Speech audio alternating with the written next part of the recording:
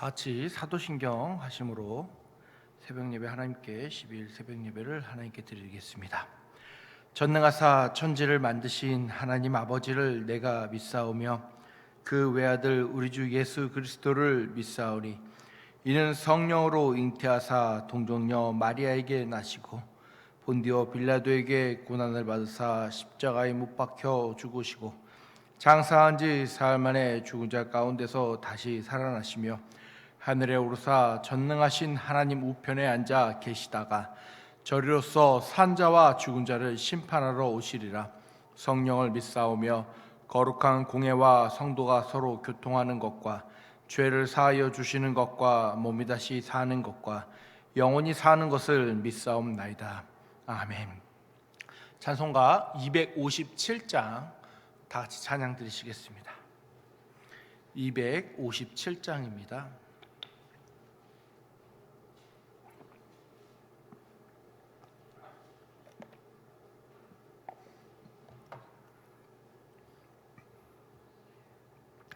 날마다 주와 멀어져 그 크신 사랑 버리고 방탕한 길로 가다가 어머니 기도 못 잊어. 나 이제 다른 찬양인가요?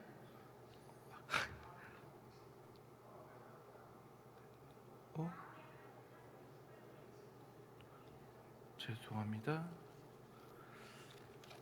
제가 찾아놓은 거 다른 찬양을 찾아봤나 봐요. 275장이라고 안 했나요, 제가? 맞는데. 죄송합니다. 275장입니다. 275장.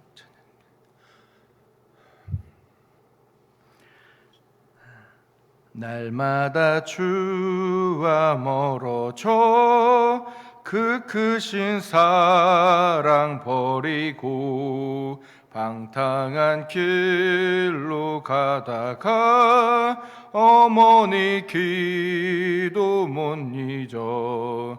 나 이제 돌아갑니다. 어머니 기도 못 잊어. 새 사람 되어 살려고 나 집에 돌아갑니다.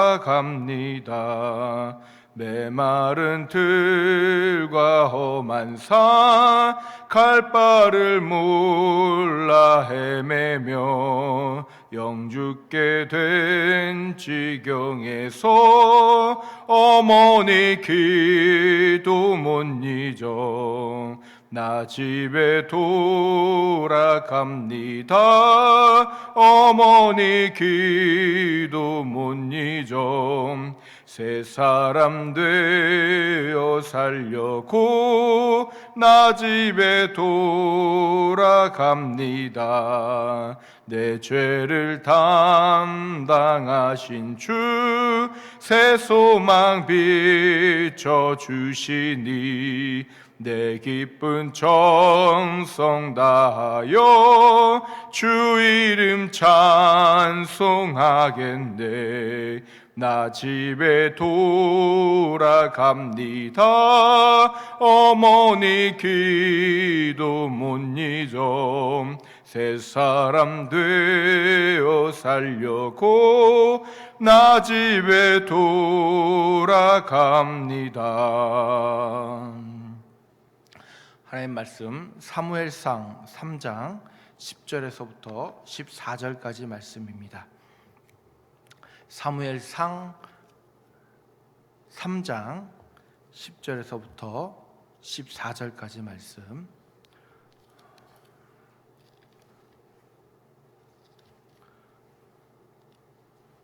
사무엘상 3장 10절에서부터 14절까지 말씀. 구약성경 413페이지에 있습니다.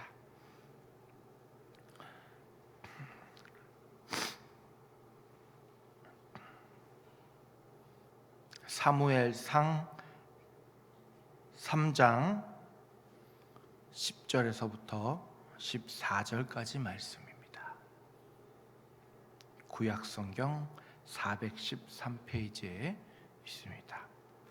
교독하시고 마지막 절은 함께 봉독하시겠습니다.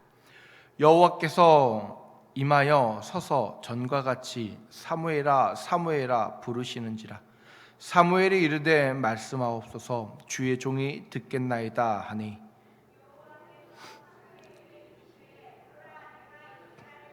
한 일을 행하려니 그것을 듣는 자마다 두 귀가 울리리라. 내가 엘리의 집에 대하여 말한 것을 처음부터 끝까지 그날에 그에게 다 이루리라. 그의 집에 영원토록 심판하겠다고 하고 그에게 말한 것은 그가 아는 죄악이니 이는 그가 자기의 아들들이 저주를 자청하되 금하지 아니하였음이니라. 그러므로 내가 엘리의 집에 대하여 맹세하기를 엘리의 집의 죄악은 죄물로나 예물로나 영원히 속죄함을 받지 못하리라 하였노라 하셨도다. 아멘.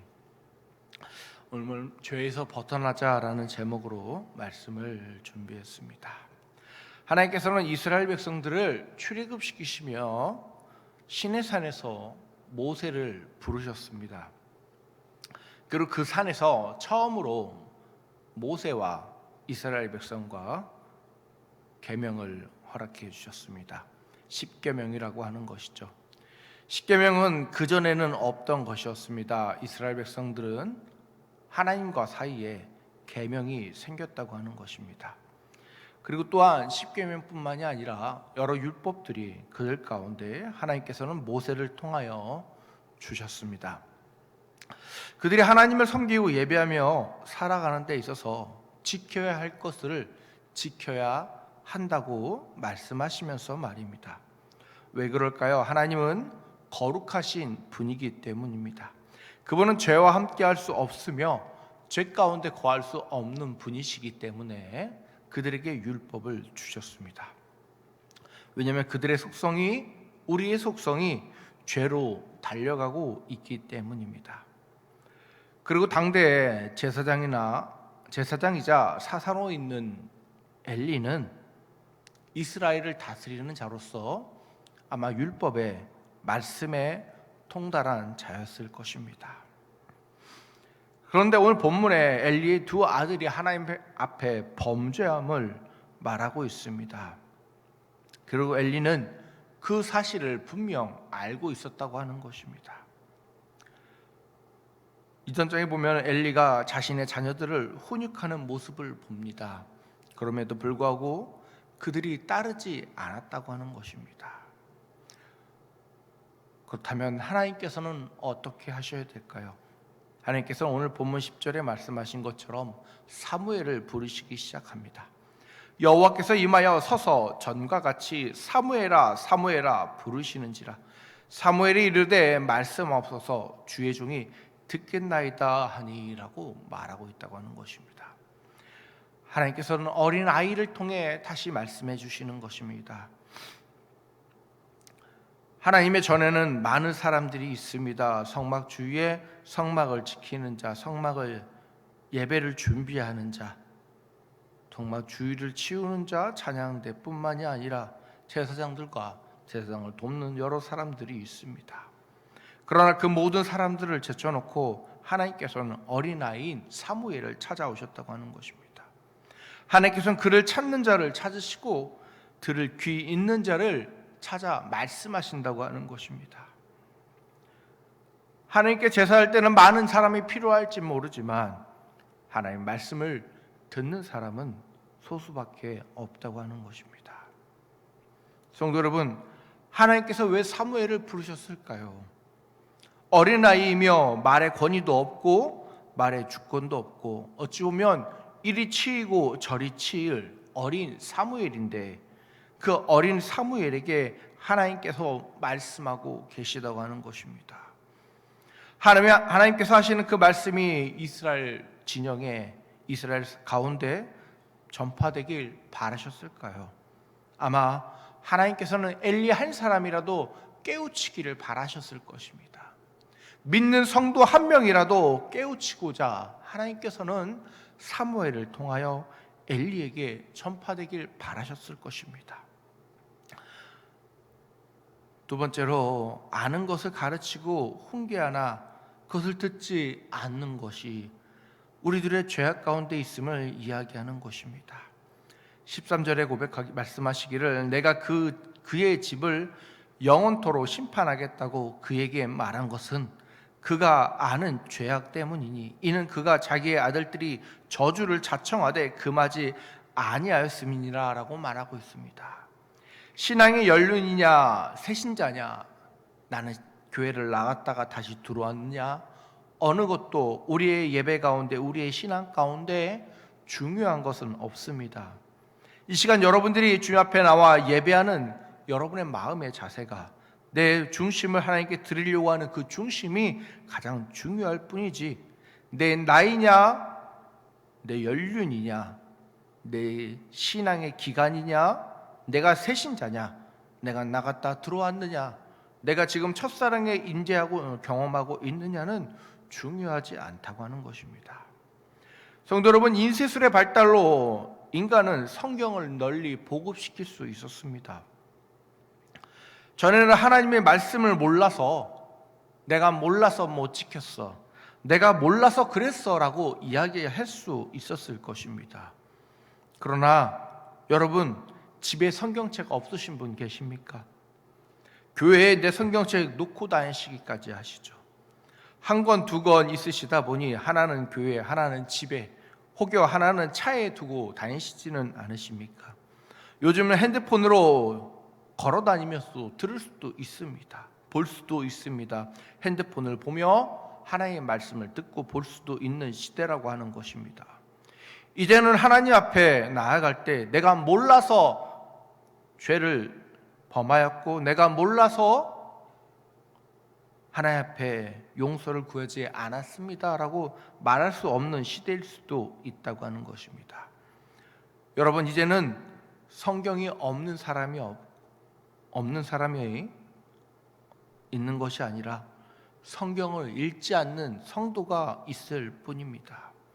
우리 가운데 성경을 없는 사람이 누가 있겠습니까? 다만 성경을 읽지 않고 있을 뿐이지 말입니다. 하나님의 말씀을 그만큼 우리가 소홀히 여기고 있다고 하는 것입니다. 여러분, 길을 가다가 1,000원짜리가 떨어져 있고 10,000원짜리가 떨어져 있고 50,000원짜리가 길을 가다가 떨어져 있으면 길을 가다가 멈추고 그 돈을 줍습니다. 혹여나 누가 봤을까 봐 좌우를 훑기도 합니다. 그 돈을 주워서 파출소에 가져다 주시는 분도 계실 수도 있고 그 돈을 사용하실 수 있는 분도 계실 것입니다. 그만큼 우리가 알고 있는 돈의 가치를 여기고 있다고 하는 것입니다. 돈의 가치를 그만큼 중히 여기고 있다고 하는 것이죠. 성도 여러분, 그러면 여러분들 성경에 대해서는 얼마나 가치를 매기고 계십니까? 하나님의 말씀을 얼마나 사모하고 계십니까? 내가 아는 말씀에, 내가 아는 성경에, 내가 아는 찬송에 얼마나 많은 가치를 매기시며 읽고 묵상하고 그 말씀을 사모하고 계십니까? 여러분, 우리는 하나님 앞에 반드시 속죄함을 구해야 합니다. 14절에 고백하는 것처럼 그러므로 내가 엘리의 집에 대해서는 맹세하기를 엘리의 집의 죄악은 제물로나 예물로나 영원히 속죄함을 받지 못하리라 하였노라 하셨더라라고 말씀하고 계십니다. 처음에 말씀드린 것처럼 하나님은 거룩하신 분입니다.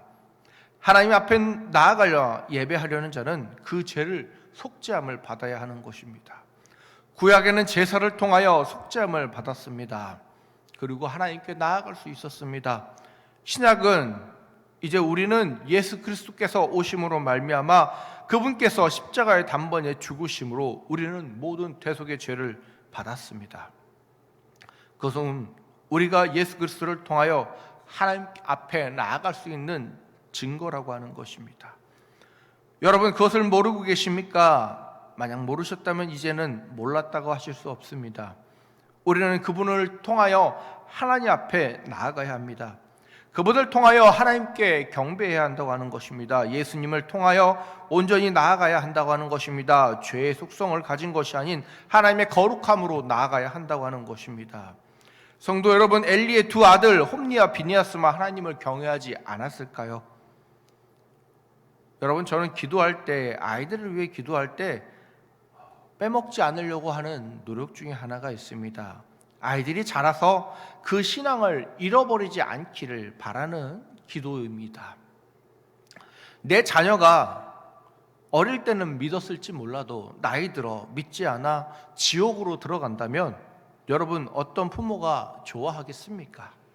욥기 1장 5절에 기록하기를 그들이 차례대로 잔치가 끝나면 욥이 그들을 불러다가 성결하게 하되 아침에 일어나서 그들의 명수대로 번제를 드렸으니 이는 욥이 말하기를 혹시 내 아들들이 죄를 범하여 마음으로 하나님을 욕되게 하였을까 함이라. 욥의 행위가 항상 이러하였더라라고 말하고 있습니다. 자신의 자녀들이 혹여 하나님께 범죄하였을까? 하나님께 예배드리는 자가 욥이었고 그 욥의 행위가 항상 이러했다고 욥기는 기록하고 있습니다. 내가 사랑하는 자, 내가 사랑하는 자녀란다면 여러분 어떻게 해야 될까요? 엘리는 그러나 그렇지 못했다고 하는 것입니다.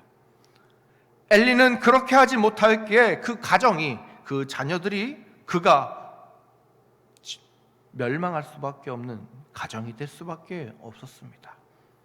하나님께 나아가지 못할 때, 내 자녀가 하나님께 나아가지 못할 때 그의 신앙 또한, 나의 신앙 또한 무너질 수 있다고 하는 것입니다.